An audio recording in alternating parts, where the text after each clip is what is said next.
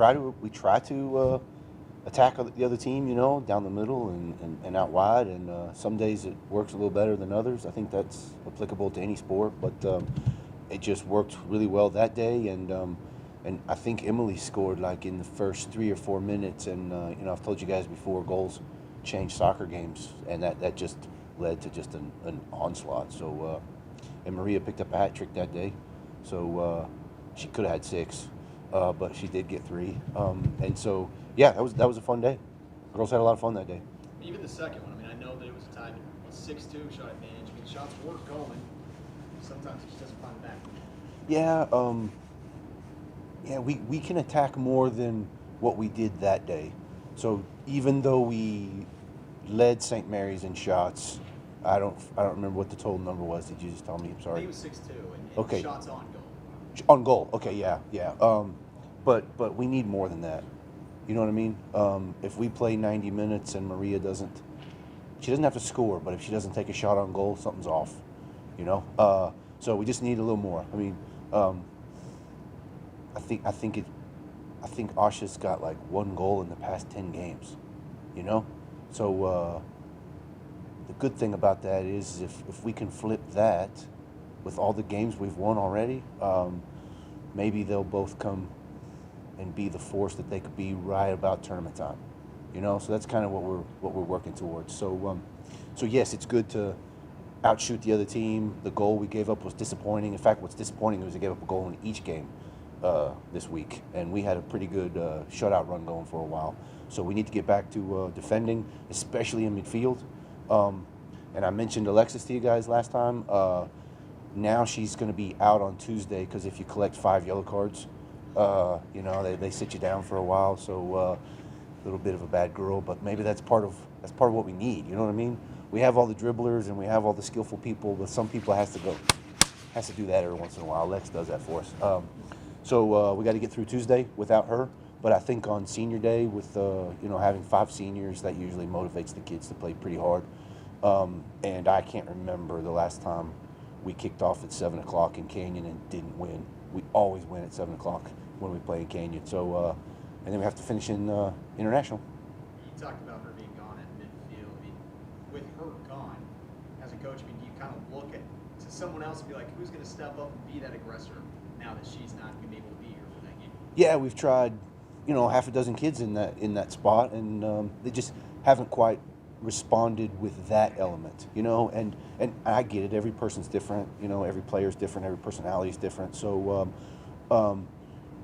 those personalities that are trying to fill her role can control and pass and keep doing those things that we like to do. It's just nobody will do that when we need it. So yeah, we've tried a bunch of different kids, and nobody's quite shown that they can do what Lex does. So we'll go without her on Tuesday and have her back for the rest of the season, because once you've sat one game, there's no way she'll collect enough yellow cards to sit another one. You mentioned earlier, Asha, 1 goal in 10 games, but the fact that y'all are still winning, even without her maybe not having the success that she was earlier in the year, I mean, what does that say about how the rest of the team is doing? I mean, the obvious answer is that we're pretty good, but and I don't want to pick on Ash too much. I mean, she's getting assists, in games, and she is still doing that thing that she does when she gets on the ball and she dribbles and just eats up 3 or 4 people, which even if the final piece isn't working for her right now, there's something wrong with her shot. But even though that final piece isn't working, it's still like it changes the area that the game's being played in. It's very scary for the opponent, which makes them back up a little bit, So she's making an impact on the game. I just don't know why the actual goals aren't going in. But yeah, I think it says that Maria can score, and Reagan can score, and Mia can score, and apparently center backs can score because Kendall scored the other day, and Nicole has a couple goals this year. So if you have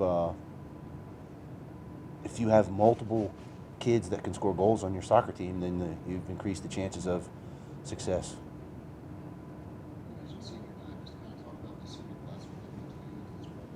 Oh man, we'd stand here way too long. You'd think that, like, as old as I am, And as long as I've been doing this, that like senior night would kind of like lower in emotion, but it doesn't. I just think about the path that some of these kids have had through our program, you know, and like I wouldn't be surprised if I tear up tomorrow night, just like I do every senior night, like a little baby. You know, I would be here forever. Emily and Mia are number 2 and 3 in minutes played for this program now. They're only behind Cheyenne Orozco, who graduated last year, but no one's ever catching that kid. She has a stupid number of minutes. No one's ever catching that. You know, and the leadership that they've provided, you know, and chipping in goals. Emily's got 2 goals this year, you know. And then Brooke and Damaris. I'm sorry, I have to hesitate there because my assistant has nicknames for all of them, and I almost said the nicknames because I'm so used to hearing him say that.